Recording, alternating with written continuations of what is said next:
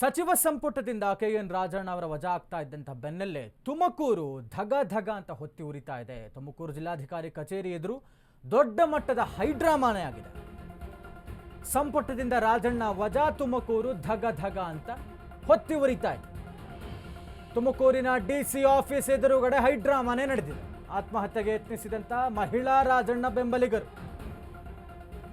ಸೀರೆ ಸೆರಗು ವೇಲ್ ಸುತ್ತಿಕೊಂಡು ಆತ್ಮಹತ್ಯೆಗೆ ಪ್ರಯತ್ನ ಪಟ್ಟಿದ್ದಾರೆ.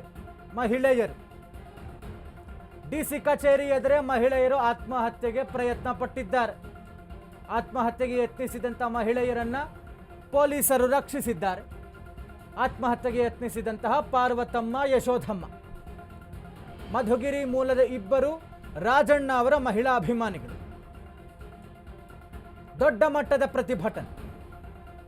ರಾಜಣ್ಣ ಅವರನ್ನ ವಜಾ ಮಾಡಿದಂತಹ ಬೆನ್ನಲ್ಲೇ ತುಮಕೂರು ಹೊತ್ತಿ ಉರಿತಾ ಇದೆ. ಇವತ್ತು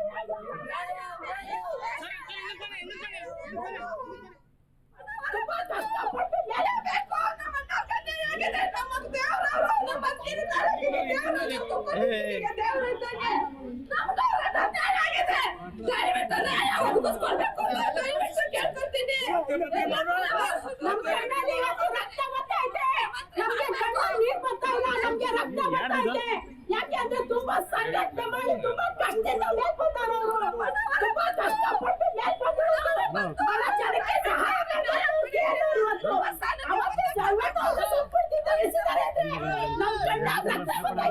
ನಮಗೆ ನ್ಯಾಯ ಬೇಕೇ ಬೇಕು. ಬೇಕೇ ಬೇಕು. ನಾವಂತೂ ನ್ಯಾಯ ಕೊಡಬೇಕು. ನಮ್ಗೆ ಬೇಕೇ ಬೇಕು. ನ್ಯಾಯ ಬೇಕೇ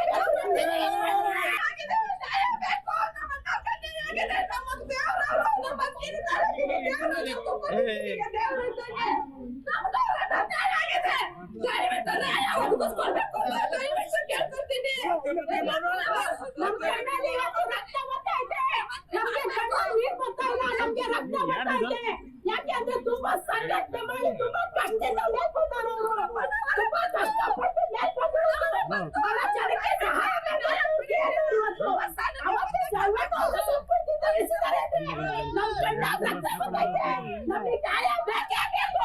ನಮಗೆ ನ್ಯಾಯ ಬೇಕೇ ಬೇಕು. ಬೇಕೇ ಬೇಕು. ನಾವಂತೂ ನ್ಯಾಯ ಕೊಡಬೇಕು. ನಮ್ಗೆ ಬೇಕೇ ಬೇಕು. ನ್ಯಾಯ ಬೇಕೇ